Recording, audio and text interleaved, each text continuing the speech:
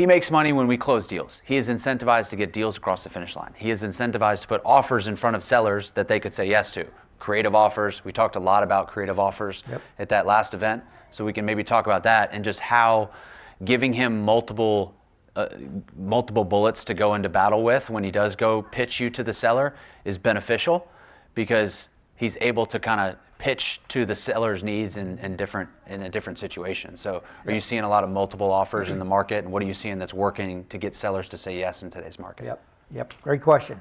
And this is one of the points I really kind of wanted to talk about too, is so to Chad's point, when I'm dealing with my sellers, I'm letting them know, obviously, they can kind of see what's going on in the market, but they don't really truly understand what's going on in the market. So, I have to educate them, right? So when I'm talking to them and I ask them, okay, what about seller financing? What about, whether it's, do you have a loan that's assumable, right? All these other things.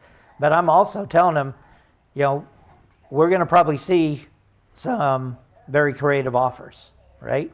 So you need to be mentally prepared for that. Let's talk about what that would mean for, your tax liability, all those good things, right?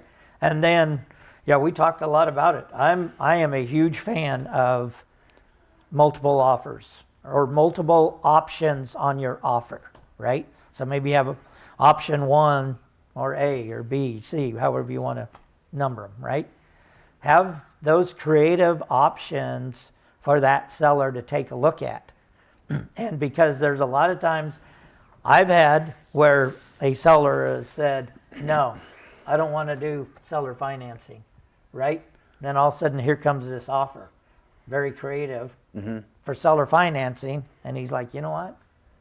I actually like that, right? So let's go with option B, which is the seller financing. Yeah. So it's true. You don't know, and even me as the broker who feels like, we've had good conversations with our sellers and talked about all the options, sometimes it's very surprising when they say, no, we won't look at that, and then they absolutely do, right? Yeah. So be creative. When you're writing, I know a lot of investors too are afraid when they underwrite. They're like, I think this is going to be too low, and they're going to go, no, I shouldn't even send the offer. Wrong answer, right? Send it, because you never know what the seller's mindset is at that time. And their situation changes, from month to month. Changes. If only somebody has been telling you guys to make ABC offers for the last year. Does that ring a bell? Has somebody been telling you to put creative offers in front of people? Yeah. Right. You just never know what situation. And Brian's job right now has been more, I think, 2-3 years ago, it was truly a broker. Get all the offers in, put them in an Excel sheet, compare them, select, and then run the deal. Now, in the current market environment, he's having to be, and I'm assuming, but I would imagine you'd confirm, much more consultative with the sellers now. So he's having to take a much more consultative approach, right? And that consultative approach votes well for us to be able to put something creative in front of them, because 3 years ago, they didn't have to look at anything creative because interest rates are 3.5% and they had multiple offers over ask. It was it was a different market. Now in this market, he's more consultative, we're more creative. That's how we're able to get deals across the finish line. Okay, so he's saying, basically what I've been telling you guys for the last year and a half is, I'm not insane. Please put multiple options in front of sellers. And he also said the exact same thing I've been telling you guys is, don't just come right out of the gate and ask a seller, are you open to seller financing? Because a lot of times that gets met with resistance. But just go ahead and do the homework, figure out what their basis is, what their debt looks like. All of that is public information, and then make offers that might get accepted based on where their current structure is. If you do that homework and you realize what their loan origination amount was and when it was originated, you can figure out kind of how much equity they have, and then you can figure out how much down payment to give them and how much they could hold back and what rate they could hold it back, which makes a win-win-win for everybody, and he's allowed to go in and do his consultative approach and sell that deal. Make sense? What questions? Because I can go in and say, hey, yeah, but to his point too, what am I seeing in the marketplace?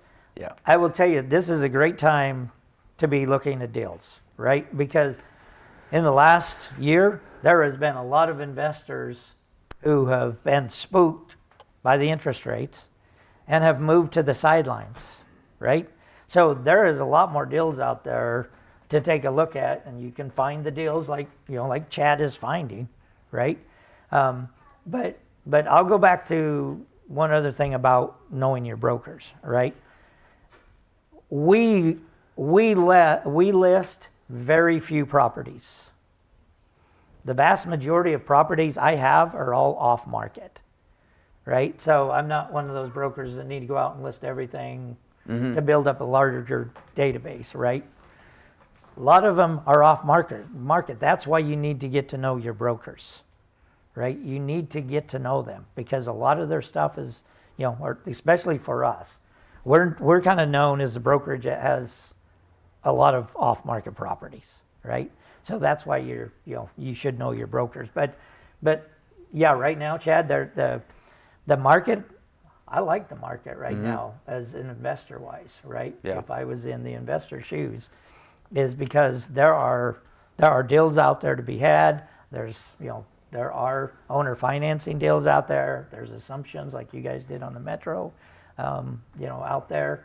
So you need to really get to know your brokers, because if you're only relying on one or two sources to try to find something, if you're just going to CoStar, not all of us put everything out there, right, on CoStar. So it's good. Understand your markets. I will say, get to know your markets, right? I'll give you a quick example.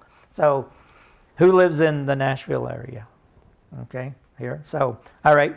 So everybody, you guys know where Bowling Green, Kentucky is, right? From here, right?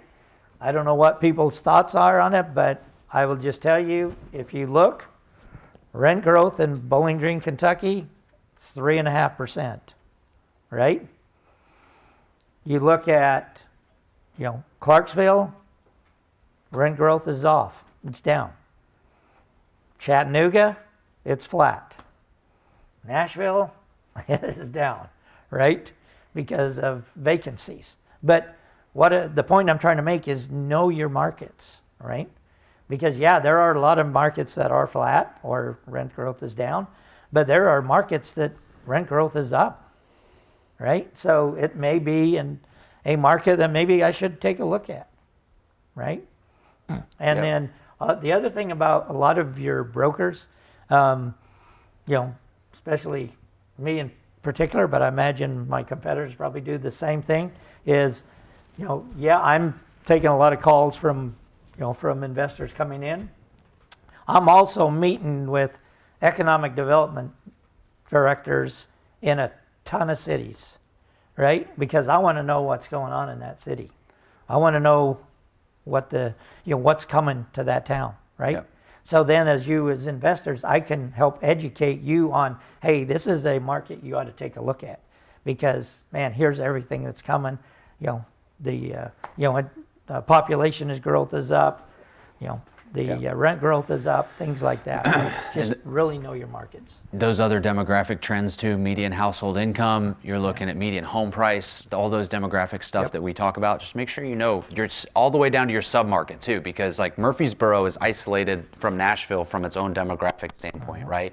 And your secondaries are not isolated from your primaries. So if you're you could be 30 minutes outside of a primary like Atlanta, but that secondary market has got its own demographics that you need to do your homework on, because there may be population growth year over year. Like Murfreesboro was named the 3rd fastest growing city in the country in the United States, yet Davidson County and Nashville rents are on the decline, okay? So they can operate independently. So the market as a macro is important to understand, Fed, interest rates, all that stuff as a market, but then your sub-markets on a micro level are very important to understand as well.